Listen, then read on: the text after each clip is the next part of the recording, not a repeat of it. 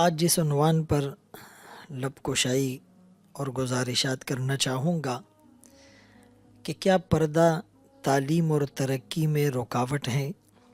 اسلام میں پردے کی حیا کی اہمیت کیا ہے؟ رسول کریم صلی اللہ علیہ وسلم کی حدیث مبارکہ پیش کی، الحیاء شعبۃ من الایمان، کہ حیا ایمان کا ایک شعبہ ہے۔ دوسرے مقام پر الحیاء والایمان قرناء جمیعا، حیا اور ایمان کو ایک دوسرے کا ساتھی قرار دیا گیا۔ گویا کہ جب حیا چلی جائے تو ایمان بھی باقی نہ رہے گا، یعنی کامل حالت میں باقی نہ رہے گا، اور ایمان کے بغیر بھی حیا کو کنسیڈر نہیں کیا جاتا۔ اسی لیے قرآن کریم میں گناہوں کا دروازہ بند کرنے کے لیے اللہ کریم نے یوں نہیں فرمایا کہ زنا نہ کرو، بلکہ فرمایا وَلَا تَقْرَبُوا الزِّنَا، زنا کے قریب نہ جاؤ۔ وہ اسباب، وہ دواعی، وہ عوامل، وہ فیکٹرز، وہ ریزنز، وہ محرکات جو زنا کا سبب بن سکتے ہیں، اس سے بھی روکا گیا۔ وہ مکس گیدرنگ ہو، وہ کو ایجوکیشن اور مخلوط نظام تعلیم ہو، وہ میوزک، موسیقی اور اس طرح کی عورتوں کی محافل ہو، ان تمام ہی سے روکا گیا۔ بلکہ فرمایا کہ یہ جو گانا ہے یہ دل میں ایسے نفاق پیدا کرتا ہے کہ جیسے کھیتی کو پانی اگاتا ہے، پانی ڈالنے سے کھیتی اگاتی ہے، بالکل اسی طرح یہ گانا دل میں نفاق پیدا کرتا ہے۔ الجرس مزامیر الشیطان، گھنٹی، میوزیکل انسٹرومنٹ کو وہ شیطان کے آلات کہا گیا ہے۔ اسی لیے قرآن کریم کی ایک آیت میں اللہ کریم نے یوں فرمایا وَلَا يُبْدِينَ زِينَتَهُنَّ إِلَّا مَا ظَهَرَ مِنْهَا وَلْيَضْرِبْنَ بِخُمُرِهِنَّ عَلَى جُيُوبِهِنَّ، کہ عورتیں اپنی زیب و زینت کو ظاہر نہ کریں سوائے مخصوص اعضاء کے، ہاتھ کے اور پاؤں کے، اور پھر فرمایا کہ وہ اپنی چادر، اپنی اوڑھنی، اپنے دوپٹے کو اپنے جسم پر، گریبان پر، چہرے پر لٹکائے رکھیں۔ مفسرین نے اس کے ضمن میں لکھا کہ زینت دو قسم کی ہوتی ہے، ایک ہوتی ہے پیدائشی زینت جو چہرہ ہے، اور ایک ہوتی ہے مصنوعی زینت، آرٹیفیشل، یعنی مہندی لگانا، سرما لگانا، بالوں کو کلر لگانا، زیورات پہننا۔ تو اس آیت سے جو مفہوم نکلتا ہے کہ پیدائشی زیب و زینت کو ظاہر نہ کرو، عورت اپنا چہرہ غیر محرم مردوں کے سامنے نہ کھولے، اور اس کی تائید اگلے حکم سے ہو رہی ہے۔ فرمایا کہ وہ اپنی چادر اور اوڑھنی کو بھی اپنے اوپر ڈالیں۔ تو ظاہر سی بات ہے کہ چادر اور اوڑھنی کو ڈالنا وہ سر کے ذریعے سے ہوگا، اور اس کو لٹکانے سے مراد چہرے کو چھپانا ہوگا۔ عربی میں ایک خمار کا لفظ آتا ہے جو بخمرہن میں آپ سن چکے ہیں، اور دوسرا لفظ جلابیب اور جلباب کا آتا ہے۔ قرآن کریم نے دوسرے مقام پر فرمایا کہ یدنین علیہن من جلابیبہن، کہ اے نبی آپ کہہ دیجئے اپنی ازواج سے، اپنی بیٹیوں سے، ونساء المؤمنین، تمام مومن عورتوں سے، کہ وہ اپنے چہروں پر، اپنے گریبانوں پر وہ چادریں لٹکائیں۔ جلابیب جلباب کی جمع ہے جو اوڑھنی اور دوپٹے کے اوپر بڑی چادر لی جاتی ہیں۔ اس حکم کے نازل ہونے کے بعد ازواج مطہرات ہوں یا صحابیات ہوں، انہوں نے فوراً پردے کے اس حکم پر عمل کیا۔ اگر کوئی باہر تھی اور اس حکم کا انہیں پتہ چلا تو وہیں پر پردے میں اوٹ میں ہو کر چادر منگوا کر چادر کو زیب اختیار کیا ہے۔ تو ایک بنیادی بات یہ سمجھ لے کہ یہ جو پردے کا حکم ہے یہ لازم ہے، اور پچھلی امتوں میں بھی رائج تھا۔ موسیٰ علیہ السلام جب شعیب علیہ السلام کے پاس گئے اور وہاں پر ان کی بیٹیاں پانی بھر رہی ہیں، انہوں نے پانی بھر کر دیا، اور پھر وہ ایک بیٹی آ کر موسیٰ علیہ السلام کو پیغام دیتی ہے کہ میرے والد آپ کو بلا رہے ہیں۔ تو قرآن نے جو نقشہ کھینچا، فرمایا تمشی علی استحیاء، وہ حیا کا پیکر بن کر آ رہی تھی۔ فرمایا کہ اس کا چہرہ اور اس کے اعضاء چھپے ہوئے تھے، وہ مخفی تھے۔ یہ جو پردے کا حکم ہے، یہ جو حیا کا حکم ہے، اس کو اتنا فوکس کیا گیا کہ ایک موقع پر رسول کریم صلی اللہ علیہ وسلم نے فرمایا اذا فاتک الحیاء فافعل ما شئت، جب حیا چلی جائے تو جو جی چاہے کرتے پھرو، اذا لم تستحی فاصنع ما شئت، جب تم حیا نہیں کرو تو جو جی چاہے کرتے پھرو۔ حیا مومن کا زیور ہے، حیا رسول کریم صلی اللہ علیہ وسلم کی سنت ہے۔ کچھ انبیاء کو مشترکہ سنتیں دی گئی، اس میں ایک مسواک کی سنت ہے، نکاح کی سنت ہے، حیا کی سنت ہے، خوشبو لگانے کی سنت ہے۔ ایک مسلمان عورت میں اور ایک غیر مسلم عورت میں فرق کرنے والی، ڈسکریمنیشن کرنے والی چیز بھی اس کا پردہ ہے۔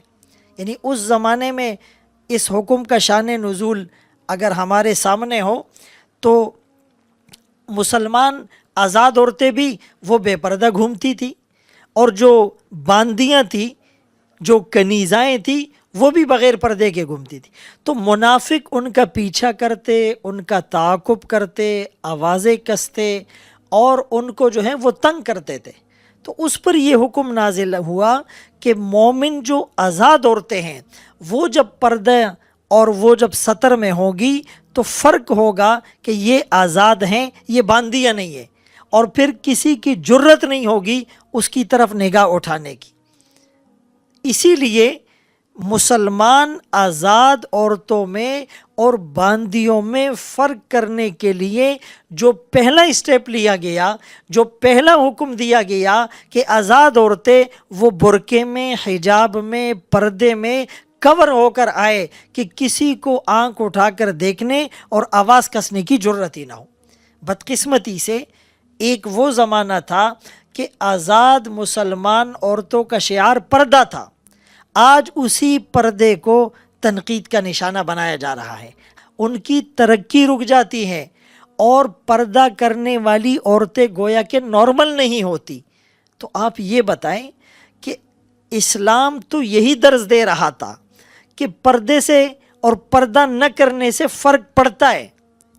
بعض لوگ یہ کہتے تھے کہ جی پردے سے کیا ہوتا ہے، لباس سے کیا ہوتا ہے، یہ تو علماء کی بنائی ہوئی باتیں ہیں۔ مفتی محمد شفیع رحمۃ اللہ علیہ سے کسی نے کہا حضرت اسلام میں لباس کی کوئی اہمیت نہیں ہے، اتنا فوکس نہیں ہے جتنا آپ نے کر دیا ہے، اور لباس سے کوئی فرق نہیں پڑتا، کوئی بھی لباس پہن کر کوئی بھی کام کیا جائے۔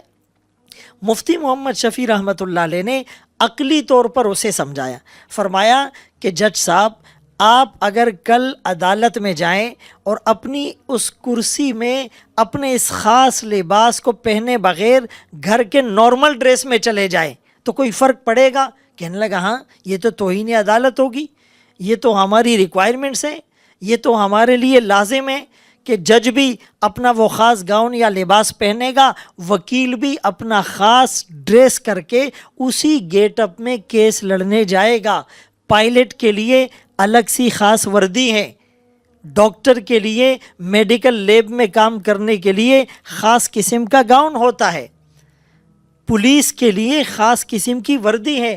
تو جب تمام اداروں میں آپ لباس کو فوکس کرتے ہیں، ایون کہ اگر کسی ملک کی آرمی کسی دوسرے ملک کا ڈریس پہن کر چلی جائے تو اس کو انتہائی توہین اور جرم سمجھا جائے گا۔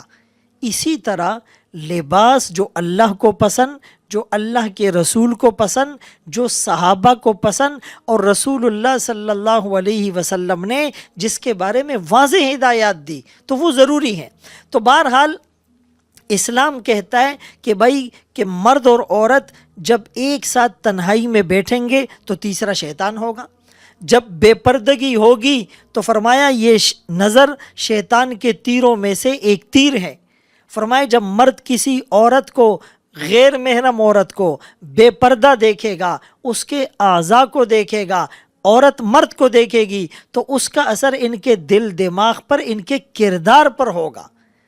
فرمایا من ترکھا مخافتی ابدلتہ ایمانا یجد حلاوتہ فی قلبی۔ حدیث پاک میں، حدیث قدسی میں اللہ فرماتے ہیں کہ جس نے اپنی نظر کو جھکا لیا ایک غیر محرم خوبصورت عورت سامنے سے آ رہی تھی، اللہ کے خوف کی وجہ سے اس نے نظر کو جھکا لیا، بدلے میں وہ ایمان نصیب کروں گا جس کی حلاوت، جس کی لذت، جس کی شیرینی اور جس کی جو ہے وہ ایک چاشنی یہ اپنے دل میں اور عمل میں محسوس کرے گا۔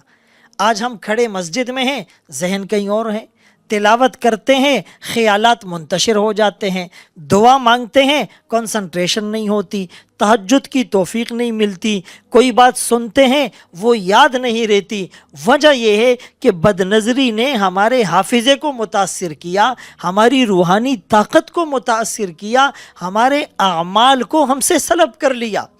اسی لیے تو بد نظری سے بچنے پر اللہ حلاوت ایمانی نصیب کر رہے ہیں، اپنا دیدار نصیب کر رہے ہیں۔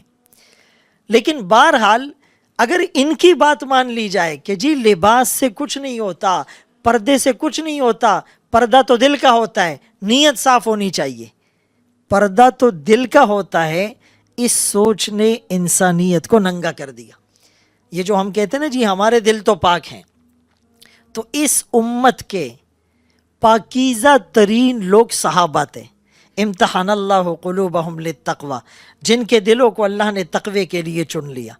رضی اللہ عنہم ورضوا عنہ، جن سے اپنی رضامندی کا اللہ نے اعلان کیا۔ کلا وعد اللہ الحسنی، سب کے سب کو جنت کا سرٹیفکیٹ دے دیا گیا۔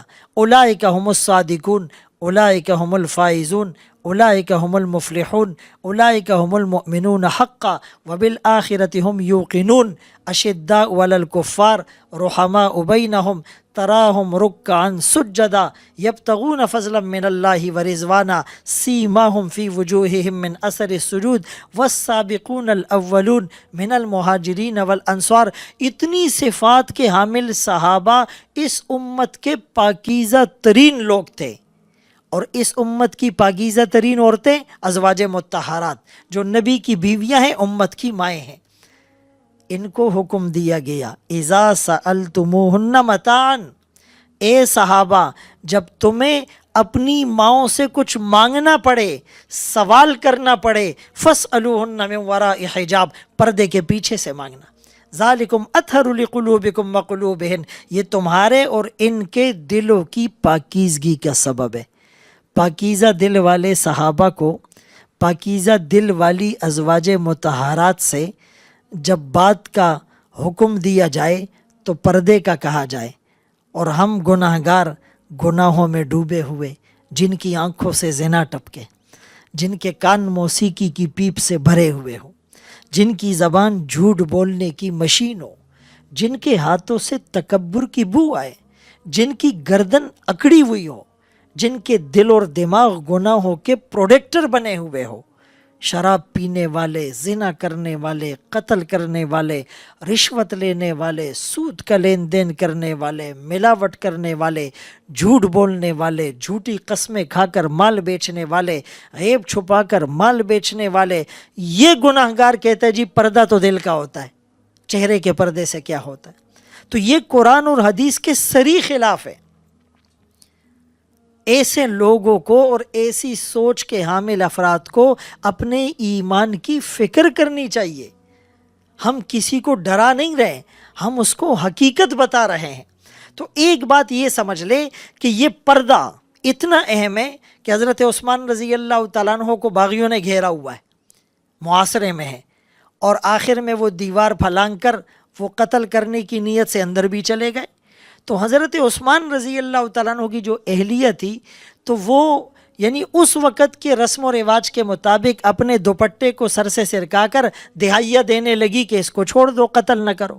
حضرت عثمان رضی اللہ تعالیٰ عنہ نے اس حالت میں اپنی بیوی کو پکار کر کہا کہ ان کے نیزے اور تلوار مجھے اتنا زخم نہیں پہنچا سکتے جتنے تمہارے کھلے ہوئے بال اور کھلا ہوا چہرہ۔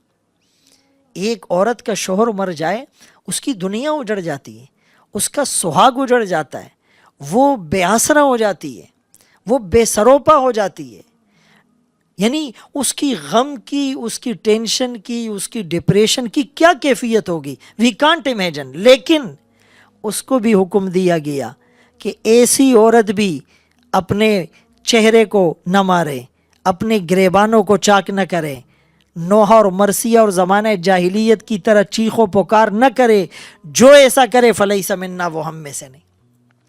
تو معلوم یہ ہوا کہ یہ پردہ اور حیا یہ مومن کا زیور ہے۔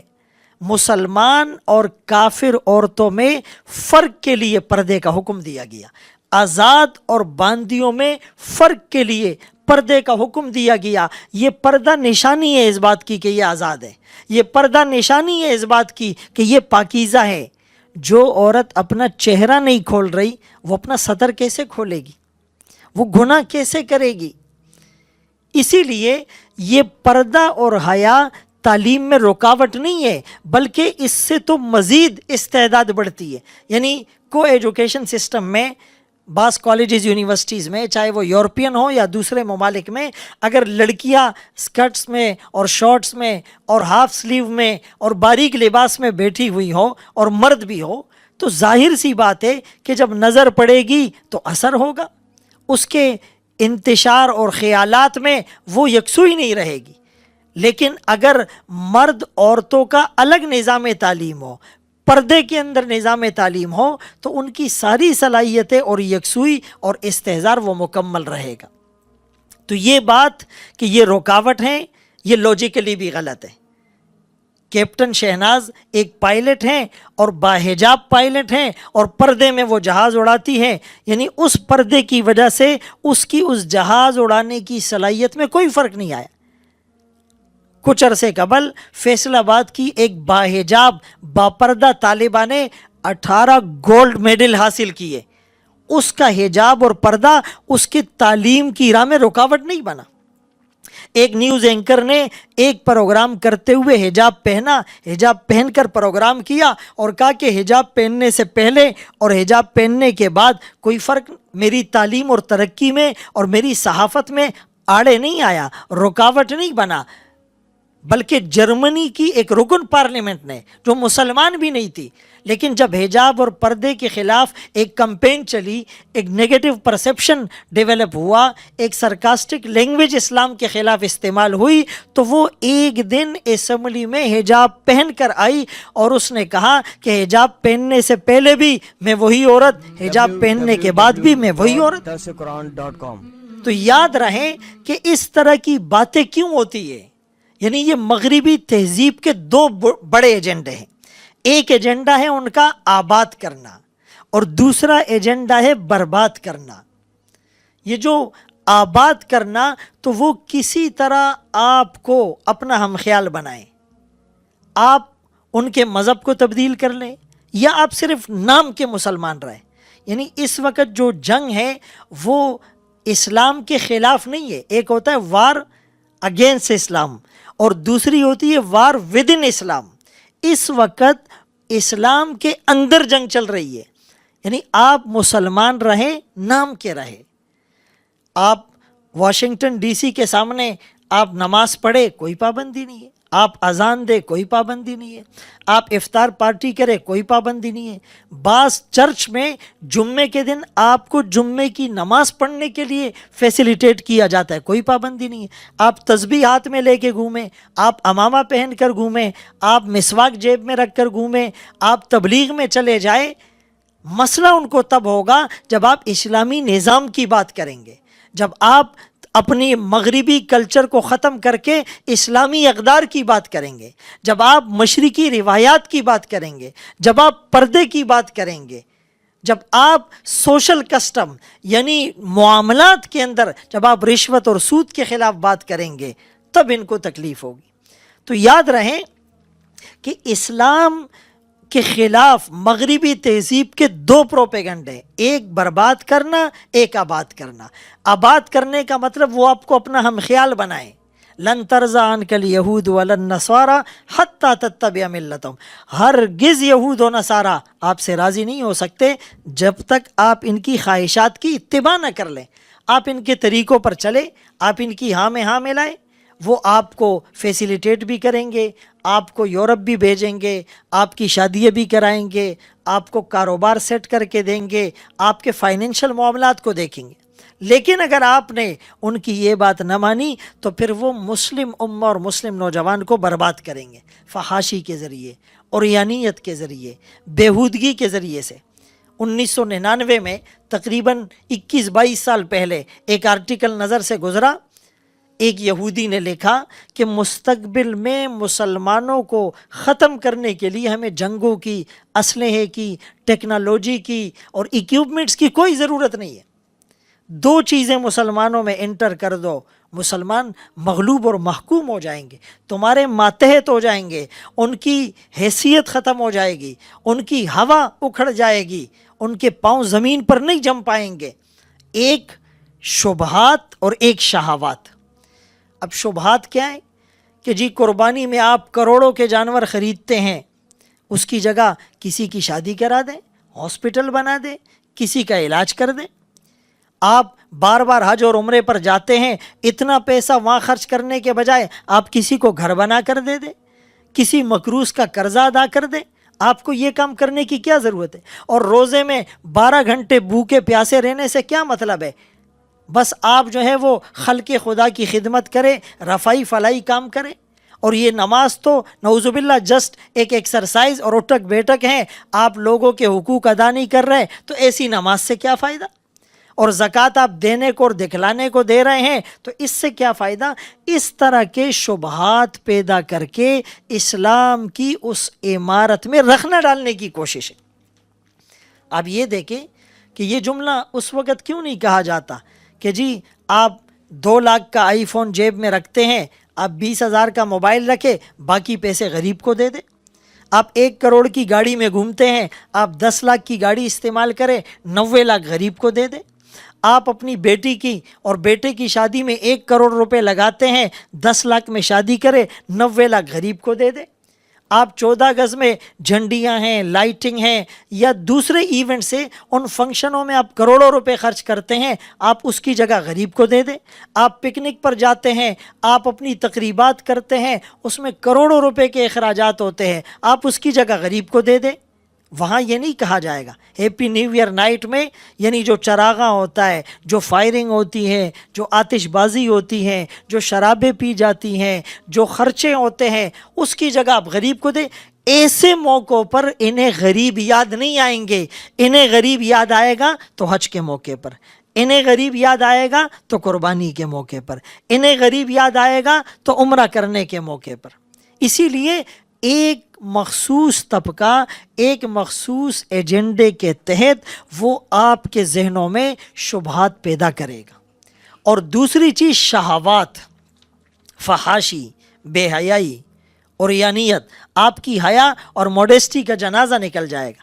18واں پارہ سورہ نور، ان الذین یحبون ان تشیع الفاحشہ، وہ لوگ جو مسلمانوں میں بے حیائی پھیلانا چاہتے ہیں، ان کے لیے دنیا اور آخرت میں دردناک عذاب ہیں۔ اب شہوات کو یہ کیسے بڑھا رہے ہیں؟ آپ اسکول میں جائیں، ریسیپشن پر لڑکی، آپ ہاسپٹل میں جائیں، کاؤنٹر پر لڑکی، آپ فیکٹری میں جائیں، اسسٹنٹ لڑکی، آپ بس میں جائیں، بس ہوسٹس لڑکی، آپ جہاز میں جائیں، ایئر ہوسٹس لڑکی، آپ بازار میں جائیں، سیلز گرل لڑکیاں۔ اور صرف لڑکیاں نہیں، بے پردہ ہونا ضروری ہے، اور ایسا لباس زیب تن کروایا جاتا ہے کہ وہ مردوں کو گناہ کی طرف آمادہ اور موٹیویٹ کرے۔ ایک عورت جب بے پردہ اپنے گھر سے نکلتی ہے، شیطان اس کو مزین کر کے شو پیس بنا کر پیش کرتا ہے۔ النساء حبائل الشیطان، یہ عورتیں شیطان کی رسیاں ہیں۔ رسول اللہ صلی اللہ علیہ وسلم نے اپنی امت کو 2 فتنوں سے ڈرایا تھا۔ ایک فتنہ مال کا، لکل امت فتنہ وفتنۃ امتی المال، ہر امت کے لیے ایک خاص چیز فتنے کا سبب تھی، میری امت کے فتنے کا سبب مال ہے۔ اور دوسری چیز آپ صلی اللہ علیہ وسلم نے فرمائی کہ مجھے اپنی امت پر سب سے زیادہ جو ڈر ہے، میں اپنی امت کے لیے جو سب سے خطرناک فتنہ چھوڑے جا رہا ہوں، وہ عورتوں کا فتنہ ہے۔ وہ عورتوں کا فتنہ ہے۔ اسی لیے قرآن میں اللہ نے شیطان کے مکر کو، اس کے داو کو، اس کے جال کو، اس کے فریب کو، اس کی رسی کو کمزور کہا، ان کید الشیطان کان ضعیفا۔ لیکن جہاں عورتوں کی بات ہے فرمایا ان کیدکن عظیم، تمہارا مکر بہت زیادہ ہے۔ تو یہ مغربی تہذیب کے ایجنڈے ہیں کہ مسلمان نوجوان کو یا تو اپنا بنا کر آباد اور فیسیلیٹیٹ کرنا، اگر وہ اس پر تیار نہیں ہوتا تو کسی طرح اس کو برباد کرنا، دین سے اور دینی تعلیمات سے دور کرنا، شبہات کے ذریعے سے، شہوات کے ذریعے سے۔ سائن بورڈز پر دیکھ لیں، اخباروں میں ایڈ دیکھ لیں، ٹی وی میں ایڈ دیکھ لیں، ڈرامے دیکھ لیں، فلمیں دیکھ لیں، اور فیس بک پر، یوٹیوب پر اور واٹس ایپ پر، سوشل میڈیا پر، الیکٹرانک میڈیا پر، پرنٹ میڈیا پر، مین اسٹریم میڈیا پر، براڈ کاسٹنگ کے جتنے ادارے ہیں سب پر آپ دیکھیں، ہر جگہ اس مخصوص ایجنڈے کو آگے بڑھایا جا رہا ہے، اور مسلمان نوجوان نسل کو کسی طرح اسلام سے متنفر کیا جا رہا ہے، علماء سے انہیں متنفر کیا جا رہا ہے۔ تو یہ جو مغربی ایجنڈے ہیں اس کو ہم سمجھنے کی کوشش کریں، قرآن کے ساتھ، حدیث کے ساتھ، علماء کے ساتھ، صلحاء کے ساتھ، تبلیغ کے ساتھ، خانقاہوں کے ساتھ، اللہ والوں کے ساتھ، دینی کتابوں کے ساتھ، دینی محافل کے ساتھ ہماری اٹیچمنٹ، ہماری وابستگی جتنی زیادہ پختہ ہوگی اتنا ہی دین پر چلنا آسان ہوگا۔ ایک دفعہ رسول اللہ صلی اللہ علیہ وسلم کے پاس ازواج مطہرات تشریف فرمائے، ایک نابینا صحابی اندر آنے کی اجازت طلب کرتے، تو آپ نے فرمایا کہ آپ دونوں چلی جائیں، اوٹ میں ہو جائے۔ تو وہ کہنے لگی الیس ہوا اعمی، کیا وہ نابینا نہیں ہے، وہ تو ہمیں نہیں دیکھ پائے گا۔ تو آپ صلی اللہ علیہ وسلم نے فرمایا افعمیاوانی انتما، کیا تم دونوں بھی نابینا ہو؟ اسی لیے قرآن کریم میں نماز، روزہ، زکوٰۃ، حج، بہت سے احکامات خطاب مردوں کو ہیں، مراد عورتیں بھی ہیں، صیغے صرف مردوں کے، اقیموا الصلاۃ آتوا الزکوٰۃ، اتموا الحج والعمرۃ للہ، اتموا الصیام الی اللیل۔ لیکن پردے کا حکم جب آیا تو صرف مردوں کو نہیں کہا، قل للمؤمنین یغضوا من ابصارہم ویحفظوا فروجہم، کہ مومنوں سے کہہ دیجئے کہ اپنی نگاہوں کو نیچے رکھے اور شرمگاہوں کی حفاظت کرے۔ عورتوں کو الگ سے حکم دیا گیا، قل للمؤمنات یغضضن من ابصارہن۔ مفسرین نے دو نقطے لکھے، ایک نقطہ یہ کہ جس طرح مرد کا عورت کو دیکھنا گناہ ہے، اسی طرح عورت کا مرد کو دیکھنا بھی گناہ ہے، اور دوسرا حکم، دوسرا نقطہ یہ ہے کہ نظر جھکاؤ اور شرمگاہ کی حفاظت کرو۔ اشارہ ہے اس بات کی طرف کہ شرمگاہ محفوظ تب رہے گی جب نظر محفوظ ہوگی۔ اکبر الہ آبادی کے دور میں، اس دور میں بے حیائی عام نہیں تھی، ڈرامے، فلمیں اور یہ بیہودہ ویب سائٹ اور یہ سارے نظارے نہیں تھے، لیکن کچھ عورتوں کو بے پردہ دیکھ کر کہا، کل بے پردہ آئی جو نظر چند بیویاں، اکبر غیرت قومی سے زمیں میں گڑ گیا، پوچھا جو ان سے تمہارا پردہ کیا ہوا، کہنے لگی عقل پہ مردوں کے پڑ گیا۔ جو پردہ عورت کے چہرے پر آنا تھا وہ مرد کی عقل پہ پڑ گیا، اسی لیے وہ کہتا ہے پردہ تو دل کا ہوتا ہے، دل صاف ہونا چاہیے۔ اسی لیے وہ کہتے کہ جی یہ پرانی باتیں ہیں، فرسودہ باتیں ہیں، دقیانوسی باتیں ہیں، اسلام میں پردے کا حکم کہاں ہے؟ وہ تعویلات اور اس کو جسٹیفائی کرنے کی کوشش کرتے ہیں، حالانکہ ایسا نہیں ہے۔ ہم قرآن اور حدیث سے جب واقفیت حاصل کریں گے تو ہمیں ان ساری چیزوں کا پتہ چلے گا۔ اگر قرآن اور حدیث پر ہماری نظر گہری نہیں ہوگی، سرسری نظر ہوگی، اور یہ بھی آج کل کا ایک المیہ ہے کہ ہر آدمی اسکالر بنا ہوا ہے۔ ایک نجی محفل میں ہم بیٹھے ہوئے تھے تو ایک بڑے عہدے والے ہائی پروفائل آدمی تھے، کہنے لگے ریٹائرمنٹ کے بعد میں نے سوچا قرآن کو اسٹڈی کروں، تو میں اس نتیجے پر پہنچا ہوں کہ قرآن پڑھنے سے کوئی فائدہ نہیں ہے۔ یہ جو رمضان میں 50-60 سال سے ہم تراویح میں قرآن سنا رہے ہیں، سن رہے ہیں، تو اس سے کوئی فائدہ نہیں ہے۔ ہمیں پتہ ہی نہیں ہے قرآن کیا کہہ رہا ہے، قرآن کا تقاضا کیا ہے، قرآن کا مطالبہ کیا ہے، قرآن کی منشا کیا ہے، قرآن کی ڈیمانڈ کیا ہے۔ تو سمجھے بغیر پڑھنے اور سننے کا فائدہ ہی نہیں ہے. ہمیں بس قرآن سمجھنا چاہیے، اس کی ٹرانسلیشن اور ترجمہ سمجھنا چاہیے. تو میں نے ان سے کہا حضرت آپ کی یہ بات کہ ہم بغیر سمجھ کے قرآن پڑھتے اور سنتے ہیں، تو ایسا نہیں ہونا چاہیے. ہمیں سمجھ کے پڑھنا چاہیے، قرآن کا ترجمہ آنا چاہیے، تفسیر آنی چاہیے. یہ بات آپ کی ٹھیک ہے، لیکن یہ دوسری بات بہت خطرناک ہے کہ پڑھنے پڑھانے کا، سننے سنانے کا فائدہ ہی کوئی نہیں. میں نے کہا قرآن یہ خود کون سا صیغہ ہے؟ انہیں علم نہیں تھا. قرآن کا معنی ہی مقروء وہ کتاب جس کو بار بار پڑھا جائے.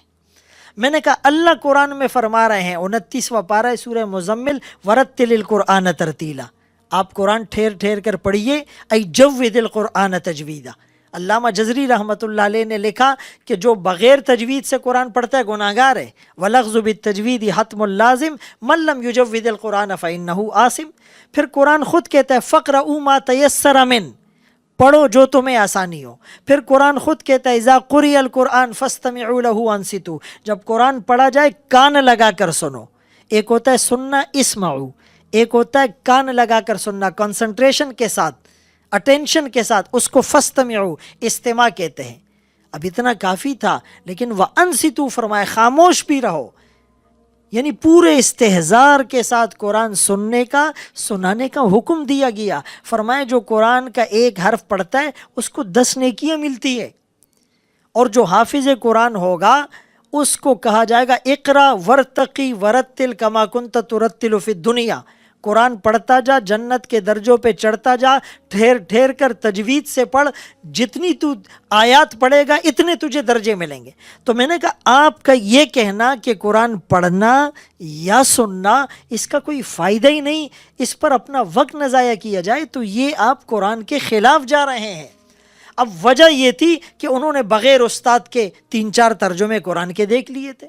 رسول اللہ صلی اللہ علیہ وسلم نے ایک موقع پر یہ بھی فرمایا کہ مجھے اپنی امت پر سب سے زیادہ ڈر اس بات کا ہے کہ ہر آدمی کے سامنے قرآن کھل جائے گا اور وہ اپنی عقل اور تخیلات اور تصورات کے گھوڑے دوڑاتا پھرے گا، اپنی منمانی تشریح اور ایکسپلینیشن نکالتا پھرے گا. اس صاحب نے قرآن کی آیت کوٹ کی وَلَقَدْ يَسَّرْنَا الْقُرْآنَ لِلذِّكْرِ فَهَلْ مِن مُدَّكِرٍ، اور تحقیق ہم نے قرآن کو آسان کیا نصیحت کے لیے. ہے کوئی نصیحت حاصل کرنے والا؟ فرمانے لگے اللہ فرماتے ہم نے قرآن کو آسان کیا، مولویوں نے مشکل بنا دیا کہ جی کوئی قرآن کو خود سے نہ پڑھے، خود سے تفسیر نہ دیکھے، خود سے معنی نہ نکالے، خود سے استنباط نہ کرے، خود سے استدلال نہ کرے، خود سے جو ہے اجتہاد نہ کرے. تو میں نے عرض کیا کہ قرآن کو اللہ نے آسان تو کیا، لیکن سمجھنے کے لیے، نصیحت حاصل کرنے کے لیے. قرآن کو سمجھنا اگر اتنا ہی آسان ہوتا تو 23 سال کے عرصے میں تدریجاً نازل کیوں ہوتا؟ اور اس قرآن کو سمجھانے کے لیے معلم اول محمد الرسول اللہ صلی اللہ علیہ وسلم کیوں اتنی محنت کرتے، اور صحابہ کو کیوں کیٹیگرائز کیا جاتا کہ آپ نے صرف حفظ کرنا ہے، آپ نے صرف تفسیر کرنی ہے، آپ نے صرف حدیثیں بیان کرنی ہے، آپ نے صرف فقہ کو دیکھنا ہے، آپ نے صرف قرات کو دیکھنا ہے، آپ نے صرف قضا کو دیکھنا ہے. ہر صحابی مفسر نہیں تھا، ہر صحابی محدث نہیں تھا، ہر صحابی فقیہ نہیں تھا، ہر صحابی مورخ نہیں تھا، ہر صحابی مجتہد نہیں تھا، ہر صحابی معلم نہیں تھا، ہر صحابی امام نہیں تھا، ہر صحابی قاری نہیں تھا. رسول اللہ صلی اللہ علیہ وسلم نے ان کی صلاحیتوں کے مطابق انہیں یہ چیزیں اور ذمہ داریاں تفویض کی تھی. تو قرآن جہاں آسان ہے نصیحت حاصل کرنے کے لیے، یاد کرنے کے لیے، پڑھنے کے لیے، 5 سال کا ایک پٹھان بچہ جو اردو نہیں بول پاتا، اپنی مادری زبان پشتو نہیں بول پاتا، قرآن حفظ کر کے عربوں کے لہجے میں پڑھ رہا ہے. ایک بلوچ، ایک سندھی، ایک جو ہے وہ امریکن، ایک جو ہے نا افریقن، ایک جو ہے نا وہ فارسی، یعنی مختلف زبانوں کے بچے، بوڑھے جوان قرآن پڑھ رہے ہیں، قرآن کو یاد کر رہے ہیں اور قرآن حفظ کر رہے ہیں. اللہ نے آسان کیا، لیکن اسی قرآن میں اللہ نے فرمایا کہ اس میں کچھ متشابہات ہیں. اس متشابہات کے بارے میں علم میں رسوخ اور پختگی رکھنے والے لوگ بھی یہ کہنے پر مجبور ہیں کہ آمنا بھی، ہم ایمان تو لاتے ہیں، اس کی گہرائی تک ہم نہیں جا سکتے، ہماری عقل کی، فہم کی رسائی نہیں ہے. ہماری ذہنی اپروچ ہی وہاں تک نہیں جا سکتی۔ اگر صرف گھر بیٹھے بغیر استاد کے قرآن پڑھنا اور تفسیر کرنا اور حدیثوں کو یاد کرنا اور عالم بننا یہ ممکن ہے، تو پھر تو گھر بیٹھے میڈیکل کی کتابیں پڑھ کر ڈاکٹر بننا بھی ممکن ہونا چاہیے۔ آپ کہتے ہیں نہیں جی، ڈاکٹر تب بنے گا میڈیکل کالج آئے گا، میڈیکل یونیورسٹی آئے گا، پھر وہ ڈگری لینے کے بعد بھی ہاؤس جاب کرے گا، فیلڈ میں جائے گا، پریکٹس کرے گا، تب وہ ڈاکٹر بنے گا۔ انجینئر بننے کے لیے اس کا انجینئرنگ کالج میں اور پھر فیلڈ میں جانا وہ ضروری ہے۔ سائنٹسٹ بننے کے لیے اس کا تجربہ گاہ میں اور لیب میں جانا وہ ضروری ہے۔ ایون کہ ایک ہیئر ڈریسر بننے کے لیے اس کو فیلڈ میں جانا وہ ضروری ہے۔ لیکن دین کے لیے ہم کہتے ہیں نہیں جی، بس کتابیں پڑھیں۔ اسی لیے استاد کے بغیر انسان گمراہ ہوتا ہے۔ قاری محمد طیب صاحب رحمہ اللہ جو دارالعلوم دیوبند کے سابقہ محتمم تھے، فرمانے لگے کہ جتنے بھی تعلیم یافتہ لوگ گمراہ ہوئے، جتنے بھی تعلیم یافتہ لوگ گمراہ ہوئے، اس کی وجہ یہ تھی وہ صحبت یافتہ نہیں تھے۔ اتقوا اللہ وکونوا مع الصادقین، ایمان والو اللہ سے ڈرو، سچوں کے ساتھ رہو۔ علامہ آلوسی رحمۃ اللہ علیہ نے لکھا خالطوہم لتکونوا مثلہم، اللہ والوں کے ساتھ اتنے گھل مل جاؤ کہ ان جیسے بن جاؤ۔ حکیم الامت مجدد ملت اشرف علی تھانوی رحمۃ اللہ علیہ اس آیت کے ضمن میں بڑی عجیب بات فرماتے، فرمایا اللہ والوں کے در پر رہ پڑو، اللہ والوں کے ساتھ رہو، یہ ترجمہ نہیں کیا، فرمایا اللہ والوں کے در پر رہ پڑو، اس کثرت سے آنا جانا لگا رہے کہ لوگ سمجھے یہ تو ان کا اپنا آدمی ہے، یہ تو ان کا خاص آدمی ہے۔ صحابہ کی سب سے بڑی دعوت، سب سے بڑا جو ان کا سلوگن تھا کونو مثلنا، ہماری طرح بن جاؤ۔ آج ہم اس پوزیشن میں نہیں ہیں۔ تو جب تربیت نہیں ہوتی، جب صحبت نہیں ہوتی، تو پھر انہیں پردہ اور حیا تعلیم اور ترقی میں رکاوٹ نظر آتا ہے۔ جب آپ کہتے ہیں یہ جو عالمی منشور برائے انسانی حقوق ہے، universal declaration of human rights, تو اس میں بھی یہ بات مینشن ہے کہ ہر آدمی کو آزادی فکر، آزادی ضمیر، آزادی مذہب اور آزادی اظہار رائے کا حق ہے۔ جب آپ یہ کہتے ہیں تو پھر مسلمان عورت کو بھی حق ہے کہ وہ پردہ پہنے، وہ برقع پہنے، وہ اسلامی لباس پہنے، وہ بے پردگی اور بیہودگی اور ہاف سلیو لباس نہ پہنے۔ پھر مسلمان مرد کو بھی حق ہے وہ داڑھی رکھے، وہ عمامہ پہنے۔ یعنی مسلمانوں کے خلاف ان کا گھیرا تنگ ہوتا جا رہا ہے، اور اس کی وجہ یہ ہے کہ ان لوگوں کی تربیت نہیں، ان لوگوں کی اصلاح نہیں، ان لوگوں کو صحبت میسر نہیں۔ ہم تعلیم کے ساتھ ساتھ تربیت کا خیال رکھیں، اپنی اولادوں کی تربیت۔ وہ کون سے اسکول میں پڑھ رہا ہے، کون سے کالج میں پڑھ رہا ہے، ان لوگوں کا اسکول آف تھاٹ کیا ہے، ان لوگوں کا اسلام کے بارے میں نظریہ کیا ہے، وہ ماحول کون سا ہے، ان ساری چیزوں کو اگر ہم نے کنسیڈر نہیں کیا تو کل ہماری نسلیں ہماری نہیں رہے گی۔ ایک زمانہ تھا کہ وہ بچوں کو اور لوگوں کو کڈنیپ اور اغوا کیا جاتا تھا، آج وہ طریقہ واردات تبدیل ہو چکا ہے۔ آپ کا میرا بچہ ہماری گود میں، ہمارے گھر میں، کمرے میں، گاڑی میں، ہماری نظروں کے سامنے، لیکن ذہن اس کا ہائی جیک ہو چکا ہے، یرغمال بنایا جا چکا ہے، اپنی سوچ کو انہوں نے انڈیل دیا ہے، اسلام کے خلاف منفی زہر ان کے ذیلوں میں ڈالا جا رہا ہے۔ کل کو ہماری اولادیں نام کی مسلمان ہوگی، کردار کے اعتبار سے، عقیدے کے اعتبار سے مسلمان نہیں ہوگی۔ علماء کے ساتھ، صلحاء کے ساتھ، مساجد کے ساتھ، مدارس کے ساتھ، تبلیغ کے ساتھ، دینی کتابوں کے ساتھ، اللہ والوں کے ساتھ اپنی وابستگی کو مضبوط رکھیے۔ یہ فتنے پے در پہ آئیں گے، اندھیری رات کے ٹکڑوں کی طرح آئیں گے۔ ہر آنے والا فتنہ پہلے فتنے سے زیادہ خطرناک ہوگا۔ تسبیح کا دھاگا ٹوٹنے سے جو پے در پہ دانے گرتے ہیں، اس کثرت کے ساتھ آپ پر وار کیے جائیں گے، لیکن وہ فتنوں سے نکل پائے گا جس کے ہاتھ میں قرآن کا نظام ہوگا، رسول اللہ صلی اللہ علیہ وسلم کی سنت ہوگی۔ اللہ ہم سب کو ان باتوں پر عمل کی توفیق نصیب فرمائے۔ وآخر دعوانا ان الحمد للہ رب العالمین۔